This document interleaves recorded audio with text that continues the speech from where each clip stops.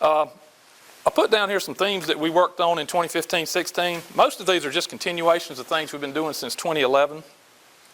Number one, we continue to increase public school funding while also supporting parental choice in education. This is important to me. Our schools need to be funded well, and the end result, though, needs to be children getting the best education they can get. We never need to get away from the fact that that's the most important thing. The most important thing is, now, it is important that we spend money, but the most important thing is not how much money we spend. The most important thing is how well our children are being educated. People ask me all the time, do you support traditional public schools? Yes, I do. I also support public charter schools. I also support private schools. I also support homeschools. I want a kid to get an education in the environment that's best for that kid. And I think most of the time the parents know what that is. And they need to be the ones making the choice. To be in favor of good homeschools is not to be against traditional public schools, but they try to make it, you've got to be one or the other. You can't be for everything. You got to be, I'm not for splitting people up like that. By the way, well, never mind, we'll get to that later. Number two, we continue to decrease regulatory impediments to starting or continuing to do business in North Carolina. We've passed reg reform bills every session I've been in the House, and that's extremely important.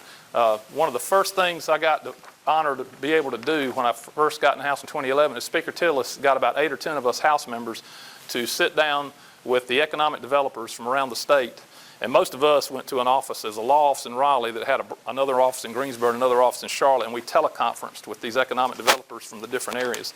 And we met with them several times and then got them to write us a document saying, what do we need to do in order to help you bring businesses to North Carolina, help you recruit businesses in and recruit businesses to grow that are already here. What do we need to do? And so they wrote us an 8-page document, and much to my surprise, the first thing on the list was not corporate taxes, because I knew our corporate taxes were high. That was the second thing on the list. That was on about page 4. The first 3 pages were examples of regulatory overreach that I cannot even describe to you. It'd make your hair curl. It looked to me like several of our departments, where Diener and some of the others were just actively trying to keep businesses out of North Carolina. So we have tried to hack at that regulatory mess that we have in North Carolina. We've still got a long way to go, but we've come a long way. In fact, one of the things we did was to pass a law that says every regulation in every department has to be reviewed every 10 years to see whether it's even necessary or not. And if it's not, it goes off the books. Now, that's a new, closest thing we have on earth to immortality is government regulations. I mean, usually once they go on the books, they're there forever.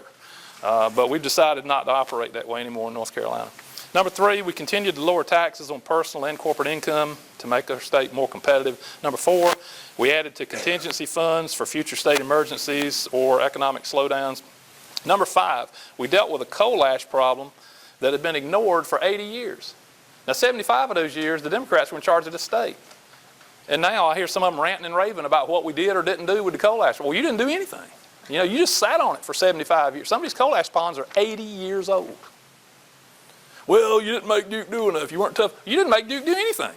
Nothing. Zero.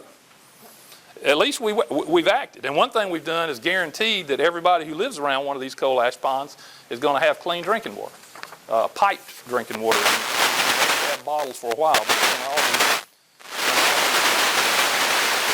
And number 6, we began to reform Medicaid so that health outcomes are improved for recipients. The old just throw a bunch of money at it and hope somebody gets better days are over.